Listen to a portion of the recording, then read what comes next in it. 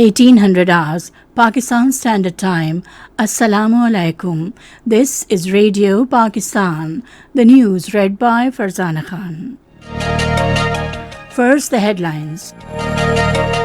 Prime Minister in his letter to Saudi Crown Prince appreciating his initiatives to protect nature has called for greater international collaboration and a shared aspiration for sustainable development.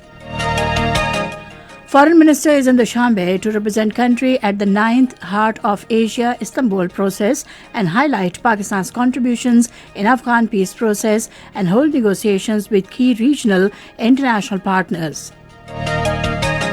Pakistan and Denmark have constituted a joint technical working group to frame terms of reference for agreements in energy sector. Pakistan and Asian Development Bank have agreed to expand cooperation in trade, social protection, public-private partnership, and in domestic resources mobilization. In Indian illegally occupied Jammu and Kashmir, Muslim, Sikhs, and Dalit leaders have demanded composite dialogue between Pakistan and India to resolve Kashmir issue and restore durable peace in South Asia.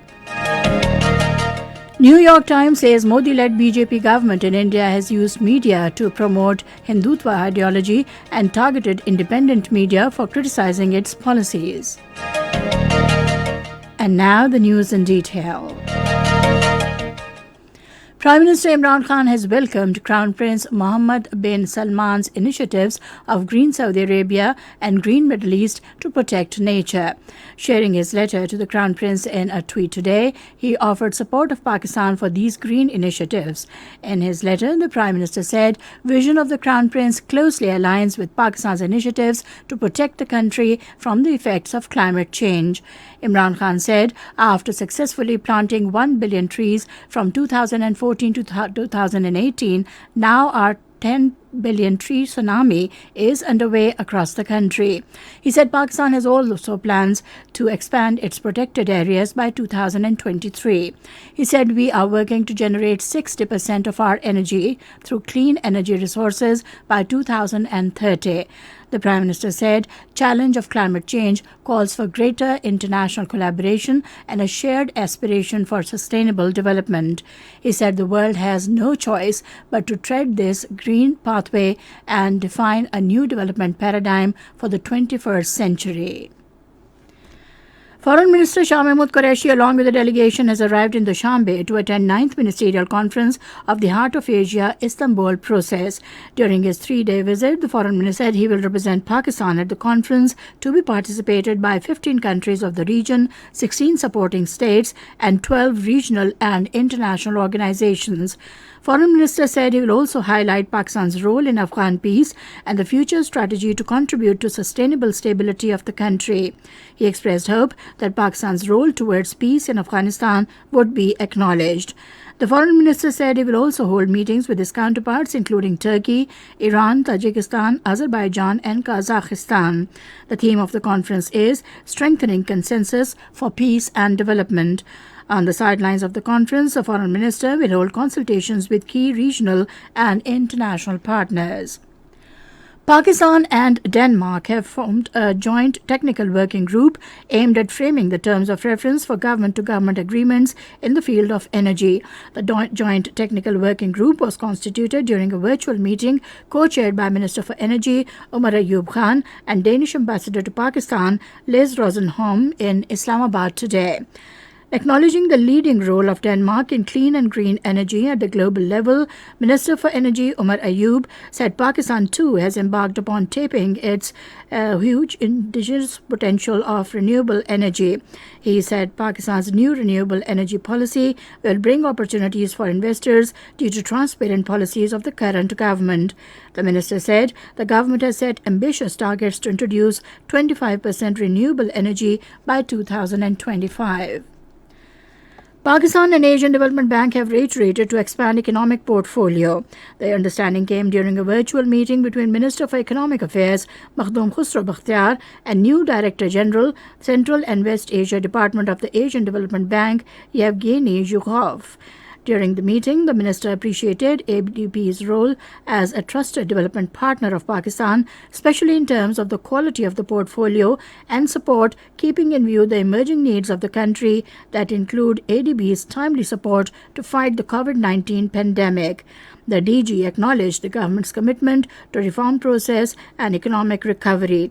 He reiterated ADB's commitment to work closely with Pakistan to develop more meaningful projects aligned with the country's needs and regulatory frameworks. Both sides discussed and agreed to expand cooperation in the areas of trade and competitiveness, social protection, public-private partnership, operationalization of the Exim Bank, and domestic resource mobilization. Speaker National Assembly Asad Kaisar has urged democratic forces to play their role for supremacy of the parliament. Felicitating Syed Yusuf Raza Gilani on his election as leader of the opposition in Upper House during a telephonic conversation, he said a committee of members of parliament is being formed for electoral reforms. The speaker said all political parties in parliament must play their part for constitutional and electoral reforms. Speaking on the occasion, Syed Yusuf Raza Gilani said country's problems can only be solved with the stability of democracy and a united stance on national issues. This is Radio Pakistan giving you the news. Prime Minister Imran Khan has urged the people to adhere to the SOPs against COVID-19 as the third wave of the pandemic is far more dangerous than the first two. The Prime Minister, in his message from quarantine, said carriers of third strain of the virus arrived in Lahore, Peshawar and Islamabad, where it is spreading fast. He said world is witness that wearing masks and avoiding hotspots greatly reduces chances of infection. In this connection, addressing a press conference in Lahore, Punjab Chief Minister Usman Buzdar said provincial government has decided to implement effective lockdown from 1st of next month in the cities where COVID-19 is spreading fast. He said from 1st of April, indoor and outdoor wedding ceremonies will be banned in the province. He said shopping malls and markets will be closed at 6 p.m. besides closing the mass transit systems. Meanwhile, according to official statistics, 41 more deaths and 4,525 new positive cases have been reported in the country. The death toll in the country due to the pandemic has reached 14,256 and 5,98,197 patients stand recovered from the disease. Meanwhile, registration for vaccination of senior citizens aged 50 to 59 begins from tomorrow. Eligible citizens can send CNIC number through SMS to 1166 for registration. Pakistan Navy ships PNS Alamgir and PNS Azmat participated in joint naval drill titled Asad al-Bahar with Qatari Amiri Naval Forces. According to the spokesperson of Pakistan Navy, the mission commander held important meetings with the host authorities and discussed issues of mutual interest, including the promotion of bilateral maritime cooperation.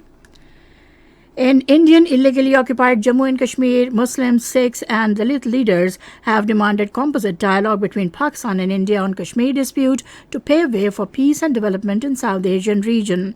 The demand was made during a meeting of leaders of these three religious communities in Jammu, organized by Jammu and Kashmir People's Movement. Shab-e Barat is being observed in the country and some other parts of Muslim world to seek forgiveness from Allah Almighty. On this night, Muslims offer special prayers for their forgiveness and prosperity of the Ummah.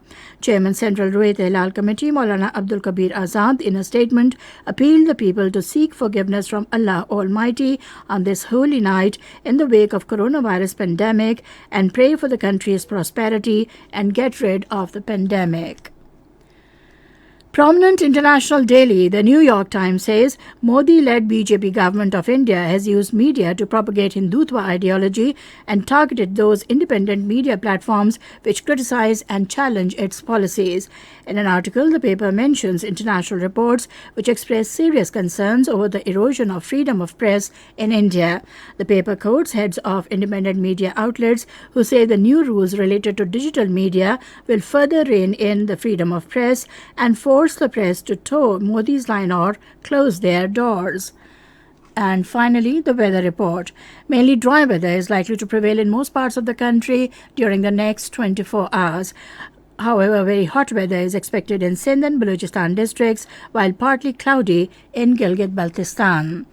And that is the end of the news. For more news and analyses, log on to our website radio.gov.pk and also watch live video streaming of our bulletins on the link facebook.com/Radio Pakistan News.